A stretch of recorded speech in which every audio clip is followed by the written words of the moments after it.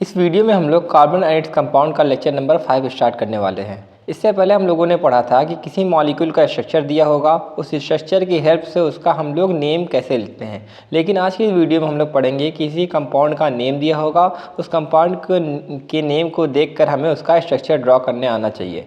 तो नेम से यानी हमें स्ट्रक्चर बनाने आना चाहिए। तो कुछ ऐसे रूल्स हैं जिसकी मदद से किसी भी कंपाउंड का नेम दिया होगा, उस नेम की हेल्प से हम स्ट्रक्चर बना सकते हैं। तो रूल नंबर 1 क्या कहता है? रूल नंबर 1 कहता है कि जो भी कंपाउंड का नेम दिया होगा तो हमें देखना होगा उस नेम में कितने नंबर ऑफ कार्बन एटम होते हैं। उस कंपाउंड में जितने नंबर ऑफ कार्बन एटम होते हैं उतने कार्बन एटम का हमें स्ट्रक्चर बनाना होगा। अब पता कैसे करेंगे कि उसमें कितने कार्बन का एटम है? तो देखो, अगर जो भी नाम दिया होगा उस नाम में अगर मेथ लिखा होगा, मेथ का मतलब 1 कार्बन का चेन, एथ का मतलब 2 कार्बन का चेन, प्रूफ का मतलब 3 कार्बन का चेन, ब्यूट का मतलब 4 कार्बन का चेन, पेंट का मतलब 5 कार्बन का चेन और हेक्स का मतलब 6 कार्बन का चेन। तो मेथ, एथ, प्रोप, ब्यूट, पेंट, हेक्स, इस नाम को पढ़कर हम लोग आराम से बता सकते हैं कि उसमें कितने कार्बन की चेन है। फिर रूल नंबर 2 क्या कहता है? रूल नंबर 2 कहता है जो भी कंपाउंड का नेम दिया होगा उसमें देखना होगा लिंकेज बिटवीन कार्बन एटम। उस नेम में देखना होगा कितने कार्बन का लिंकेज है, कार्बन और कार्बन के बीच में कौन सा लिंकेज है। अब उसको कैसे पहचानेंगे? अगर नेम में एन दिया होगा इसका मतलब उसमें कार्बन कार्बन सिंगल बॉन्ड पाया जाएगा। नेम में अगर इन दिया होगा तो कार्बन कार्बन डबल बॉन्ड पाया जाएगा, और नेम में अगर आयन दिया होगा तो कार्बन कार्बन ट्रिपल बॉन्ड पाया जाएगा। तो इस हिसाब से हम किसी भी नेम का स्ट्रक्चर लिखते हैं। आइए बढ़ते हैं रूल नंबर 3 की तरफ। रूल नंबर 1 और रूल नंबर 2 को फॉलो करने के बाद हमें उसका रूल नंबर 3 लिखना होगा। रूल नंबर 3 में हमें देखना है कि जो भी नेम दिया गया होगा उस नेम में अब ब्रांच होगा तो ब्रांच का हमें स्ट्रक्चर बनाना होगा। अब पहचानेंगे कैसे उस नेम में ब्रांचिंग है या नहीं है? देखिए, नेम में अगर ब्रोमीन और क्लोरीन दिया होगा तो समझ लेना कि उसमें ब्रांचिंग है। ब्रोमीन के लिए हम क्या स्ट्रक्चर लिखेंगे? ब्रोमीन के लिए हम लोग लिखेंगे Br उसी स्ट्रक्चर में, और क्लोरीन के लिए हम लोग लिखेंगे Cl। ये था रूल नंबर 3 जिसमें कि हमें ब्रांचिंग के एटम्स को रिप्रेजेंट करना है स्ट्रक्चर में। रूल नंबर 4 कहता है कि अगर उस कंपाउंड के नेम में फंक्शनल ग्रुप दिया होगा तो फंक्शनल ग्रुप के लिए हमें अलग अलग एटम्स अरेंज करने होंगे स्ट्रक्चर में। जैसे पहचानेंगे कैसे कि उस नेम में फंक्शनल ग्रुप है कि नहीं? जो भी कंपाउंड का नेम दिया होगा अगर उसमें ऑल होगा तो ऑल होगा, इसका मतलब हमें अल्कोहल दिया गया है। अल्कोहल है तो हमें क्या सिंबल लिखना होगा? OH। अल दिया होगा, अल का मतलब अल्डिहाइड होता है, अल्डिहाइड के लिए हमें क्या लिखना पड़ेगा? CHO।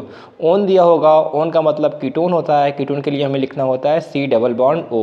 और ओइक एसिड दिया रहेगा, ओइक एसिड का मतलब होता है कार्बोक्सिलिक एसिड, और कार्बोक्सिलिक एसिड के लिए हमें लिखते हैं COOH। तो इस तरह से ब्रांचिंग और फंक्शनल ग्रुप को हम लोग पहचानते हैं और उसको स्ट्रक्चर में लिखते हैं। आइए कुछ एग्जाम्पल की मदद से इस चारों रूल को और अच्छे से समझते हैं। आपके सामने क्वेश्चन दिया गया है। क्वेश्चन में लिखा है right the structure of the given compound. नीचे कुछ कंपाउंड के नेम दिए गए हैं, उस नेम को पढ़ के हमें उसका स्ट्रक्चर बनाना है। तो वो नेम क्या है? इसमें लिखा है ब्यूटेन, यानी ब्यूटेन का हमें स्ट्रक्चर ड्रॉ करने आना चाहिए। तो स्ट्रक्चर ड्रॉ करने के लिए रूल नंबर 1 क्या था? हमें देखना होगा इस नेम में कितने नंबर ऑफ कार्बन एटम है। पहचानेंगे कैसे? तो नेम में क्या दिया है? ब्यूट। ब्यूट का मतलब होता है 4 कार्बन की चेन ना। तो 4 कार्बन की चेन को हम लोग कैसे ड्रॉ करेंगे? Carbon single bond carbon, single bond carbon, single bond carbon, यानी कि 4 कार्बन की हमें लंबी सी स्ट्रेट चेन बनानी है। फिर देखना होगा लिंकेज बिटवीन कार्बन एटम। ये जो भी नाम दिया है उसमें कौन से कार्बन का लिंकेज है। तो देखो, लिंकेज को कैसे पहचानेंगे? नाम में दिया गया है एन। एन का मतलब होता है कार्बन कार्बन सिंगल बॉन्ड। तो जितने भी चारों कार्बन हैं, चारों कार्बन के बीच में कितना बॉन्ड रहेगा? Single bond. इसलिए मैंने सारे के सारे कार्बन के बीच में कितना बॉन्ड रखा हुआ है? Single bond. अब हमें देखना है आपका ब्रांच और फंक्शनल ग्रुप। इसमें नहीं ब्रांच है नहीं फंक्शनल ग्रुप है, तो आपको स्ट्रक्चर इतने पे छोड़ देना है। अब देखो क्या करना है, आपको कार्बन के वैलेंसी को सेटिस्फाई करना है। हम जानते हैं कि कार्बन के कितने बॉन्ड बनाते हैं? एक कार्बन आपका 4 बॉन्ड बनाता है। तो यहाँ पे देख सकते हो आप, पहला कार्बन ने 1 बॉन्ड बनाया है तो 3 और बॉन्ड बनाएगा हाइड्रोजन से, तब जाके ये क्या होते हैं? 4 बॉन्ड पूरे होते हैं। दूसरे कार्बन ने 2 बॉन्ड बनाए हैं तो 4 होने के लिए 2 और हाइड्रोजन से बॉन्ड बनाता है, तब इसका वैलेंसी कंप्लीट होता है। तीसरे कार्बन ने भी 2 बॉन्ड बनाए हैं तो 2 और बनाएगा हाइड्रोजन से, तब जाके इसके 4 बॉन्ड कंप्लीट होंगे। और लास्ट वाले कार्बन ने 1 बॉन्ड बनाया है तो 3 और बॉन्ड बनाएगा हाइड्रोजन से, तब जाके इसकी वैलेंसी कंप्लीट होगी। तो ब्यूटेन का स्ट्रक्चर कुछ इस तरीके तरीके से होता है। इसको अगर हम शॉर्टकट में लिखना जाए तो क्या लिख सकते हैं, इसको हम लोग लिख सकते हैं CH3 CH2 CH2 CH3। तो ये आपका ब्यूटेन का स्ट्रक्चर हुआ। आइए बढ़ते हैं नेक्स्ट क्वेश्चन की तरफ। तो क्वेश्चन बी कह रहा है कि हमें ब्यूटीन का स्ट्रक्चर बनाना है। तो ब्यूटीन का स्ट्रक्चर बनाने के लिए पहले हमें क्या देखना होगा कि इस नेम में कितने कार्बन का एटम है। तो ब्यूट का मतलब होता है 4 कार्बन का एटम। तो हम क्या करेंगे, 4 कार्बन एटम को कुछ इस तरीके से लिखेंगे, carbon single bond carbon single bond carbon single bond carbon. फिर हमें देखना होगा ये जो भी नेम दिया गया है इसमें linkage between carbon atom, carbon और कार्बन के बीच में कौन सा बॉन्ड है। तो देखो नाम में दिया गया है इन का मतलब होता है कार्बन कार्बन डबल बॉन्ड ना। तो यानी जो भी कार्बन के हम लोगों ने चेन बनाया हुआ है इसमें हमें क्या बनाना होगा, कार्बन कार्बन डबल बॉन्ड कहीं ना कहीं पे लगाना होगा। तो देखो आपको जो डबल बॉन्ड लगाना है आप स्टार्टिंग के 2 कार्बन के बीच में लगाइए या लास्ट के 2 कार्बन के बीच में डबल बॉन्ड लगा सकते हैं। अब सवाल ये उठता है कार्बन का जो डबल बॉन्ड है पहले 2 कार्बन के बीच में लगाना है कि लास्ट के 2 कार्बन के बीच में। देखिए आप कहीं भी लगा सकते हैं, ठीक है, चाहे पहले लगाइए चाहे लास्ट वाले में। तो आप लास्ट के 2 कार्बन के बीच में लगाइएगा, वो ज़्यादा बेटर है। तो मैं लास्ट के 2 कार्बन के बीच में आपका डबल बॉन्ड लगा सकता हूँ, ठीक है। फिर अब हमें देखना होता है इसमें ब्रांच और फंक्शनल ग्रुप। तो इस नेम में नहीं ब्रांच है नहीं फंक्शनल ग्रुप है, तो आपका स्ट्रक्चर यहीं पे कंप्लीट होता है, ठीक है। अब क्या करना होगा, आपके कार्बन के वैलेंसी को सेटिस्फाई करना पड़ेगा ना। देखिए एक कार्बन आपके 4 बॉन्ड बनाता है, ठीक है। तो पहला वाला कार्बन कितने बॉन्ड बनाए हैं, सिंगल बॉन्ड। तो 3 और बॉन्ड बनाएगा हाइड्रोजन से, तब इसकी वैलेंसी कंप्लीट होगी। दूसरे वाले कार्बन ने 2 बॉन्ड बनाए हैं तो 2 और हाइड्रोजन से बॉन्ड बनाएगा तो इसकी भी वैलेंसी कंप्लीट होगी। लेकिन आपका जो तीसरा वाला कार्बन है, देखिए गौर से, इस तीसरे वाले कार्बन ने 3 बॉन्ड बनाए हैं तो एक और बॉन्ड बनाएगा हाइड्रोजन से, तब जाके इसके पूरे 4 बॉन्ड कंप्लीट होंगे। और लास्ट वाले कार्बन ने सिर्फ और सिर्फ 2 बॉन्ड बनाए हैं तो 2 बॉन्ड और बनाएगा हाइड्रोजन से, तब जाके इसकी वैलेंसी कंप्लीट होगी। तो इस स्ट्रक्चर को और आप कैसे लिख सकते हैं, इसको लिख सकते हैं CH3 CH2 CH double bond CH2। इस तरीके से आपका ब्यूटीन का स्ट्रक्चर होता है। आइए पढ़ते हैं क्वेश्चन नंबर सी की तरफ। क्वेश्चन सी में हमें ब्यूटाइन का स्ट्रक्चर ड्रॉ करना है। तो ब्यूटाइन का स्ट्रक्चर ड्रॉ करने के लिए सबसे पहले हमें देखना होगा कि इसमें कितने कार्बन की चेन है। तो ब्यूट का मतलब होता है 4 कार्बन की चेन। 4 कार्बन की चेन को हम लोग कैसे लिख सकते हैं, carbon single bond carbon single bond carbon single bond carbon. ये 4 कार्बन की स्ट्रेट चेन हो गई। फिर देखना होगा इस नेम में कार्बन और कार्बन के बीच में कौन सा लिंकेज है।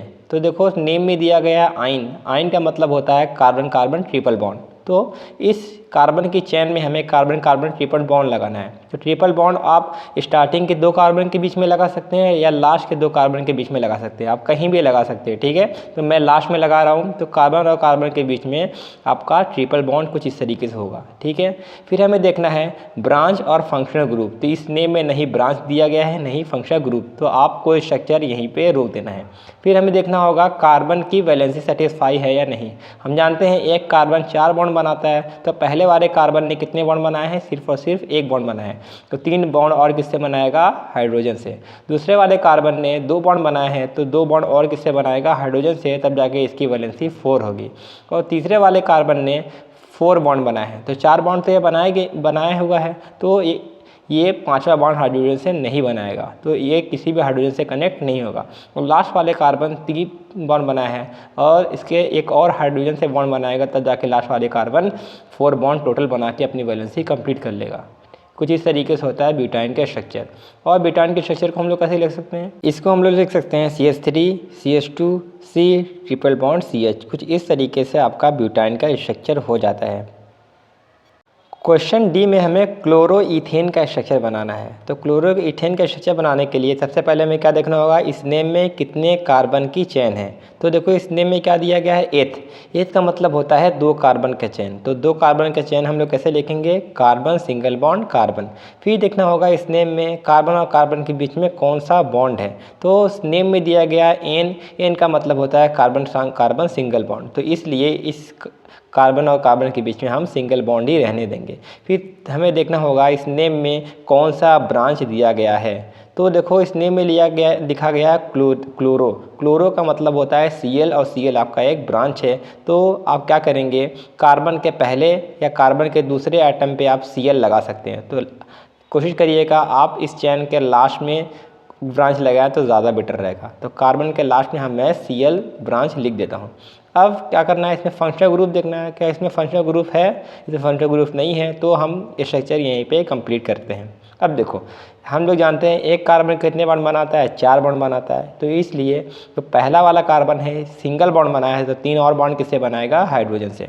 और दूसरा वाला कार्बन आप देख सकते हैं 2 बॉन्ड बनाया है तो 2 और बॉन्ड किससे बनाएगा, हाइड्रोजन से। इस तरह से आपका कार्बन का वैलेंसी कंप्लीट होता है। तो इस स्ट्रक्चर को हम लोग और कैसे लिख सकते हैं, इसको हम लोग लिख सकते हैं CH3 CH2 Cl। तो इस तरीके से आपका क्लोरो इथेन का स्ट्रक्चर होता है। आइए बढ़ते हैं क्वेश्चन ई की तरफ। इसमें हमें इथेनॉल का स्ट्रक्चर ड्रॉ करना है। इथेनॉल का स्ट्रक्चर ड्रॉ करने के लिए तो रूल नंबर फर्स्ट याद है आपको। रूल नंबर फर्स्ट क्या कहता है, इस नेम में कितने कार्बन का चेन है वो हमें पता करना है। तो कैसे पता करेंगे, तो इस नेम में लिखा है एथ का मतलब होता है 2 कार्बन का चेन। तो 2 कार्बन के चेन को हम लोग कैसे लिखेंगे, कार्बन सिंगल बॉन्ड कार्बन।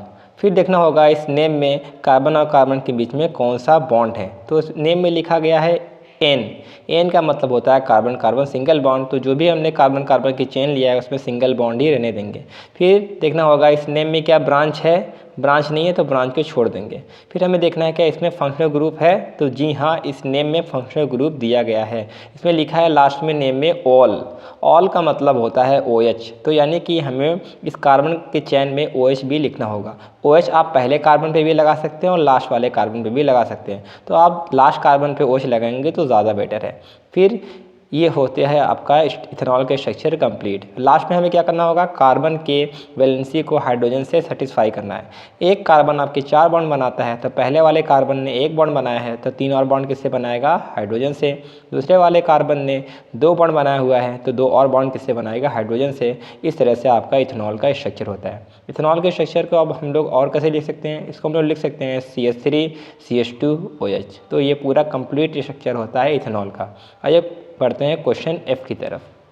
इसमें हमें इथेनॉल का स्ट्रक्चर ड्रॉ करना है। इथेनॉल का स्ट्रक्चर ड्रॉ करने के लिए रूल नंबर फर्स्ट हमें लिखना होगा। रूल नंबर फर्स्ट क्या कहता है, इस नेम में कितने कार्बन का चेन है। तो इस नेम में क्या लिखा है, एथ, और एथ का मतलब होता है 2 कार्बन का चेन। तो 2 कार्बन के चेन को हम लोग कैसे लिख सकते हैं, carbon single bond carbon.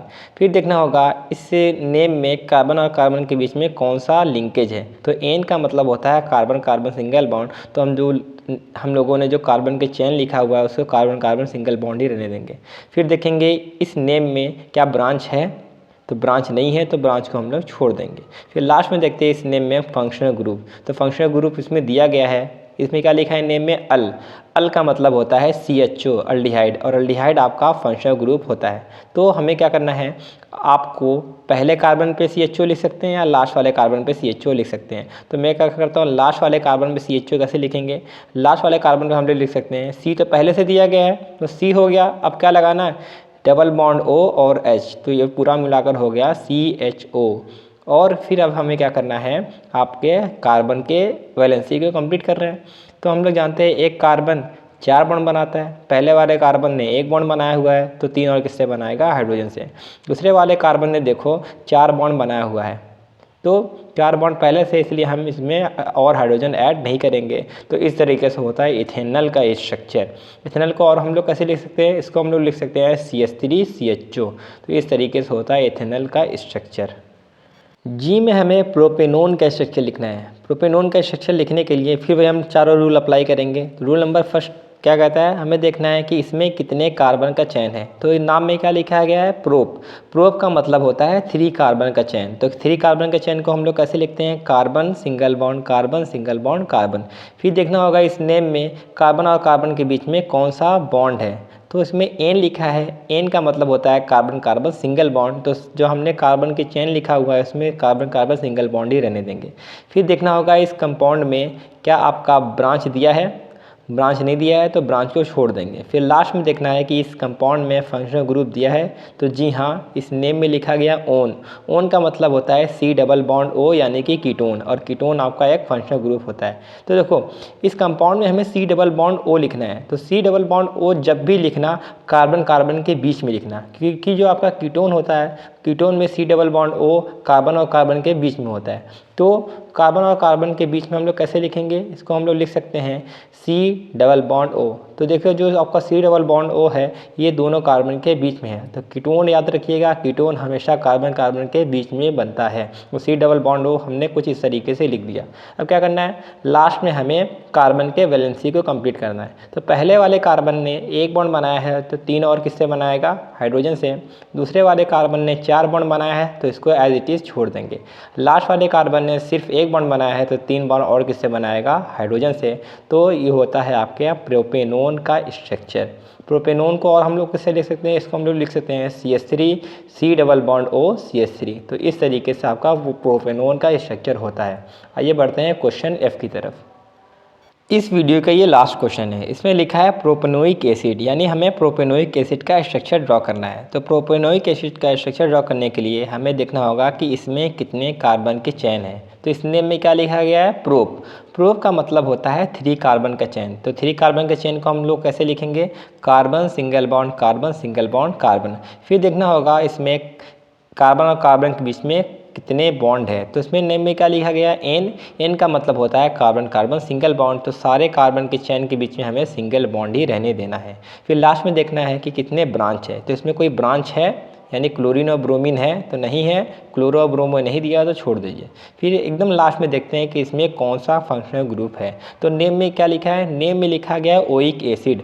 Oic acid का मतलब होता है COOH, यानी कि कार्बोक्सिलिक एसिड, और ये आपका फंक्शनल ग्रुप होता है। यानी हमें इसमें 3 कार्बन का कार्बोक्सिलिक एसिड वाला स्ट्रक्चर ड्रा करना है। तो देखिए COOH जब भी लगाइएगा आप हमेशा कार्बन के लास्ट में लगाइएगा।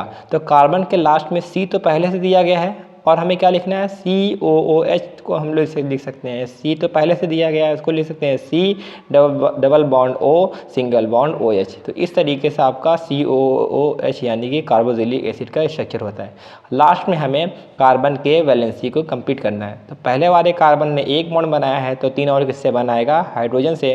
दूसरे वाले कार्बन ने 2 बॉन्ड बनाया है तो 2 और किससे बनाएगा, हाइड्रोजन से। और लास्ट वाला जो कार्बन है वो ऑलरेडी 4 बॉन्ड बनाया हुआ है, इसके लिए उसको एज इट इज़ छोड़ देंगे। तो ये होता है प्रोपेनोइक एसिड का स्ट्रक्चर। इसको हम इस स्ट्रक्चर को हम लोग और कैसे लिख सकते हैं, इसको हम लोग लिख सकते हैं CH3 CH2 COOH। ये आपका हो गया 3 कार्बन का प्रोपेनोइक एसिड का स्ट्रक्चर। इस वीडियो में आपको कुछ भी समझ में ना आया हो उस क्वेश्चन को आप कमेंट में पुटअप करिएगा, मैं कोशिश करूँगा उसके आंसर को देने की। मिलते हैं नेक्स्ट वीडियो में।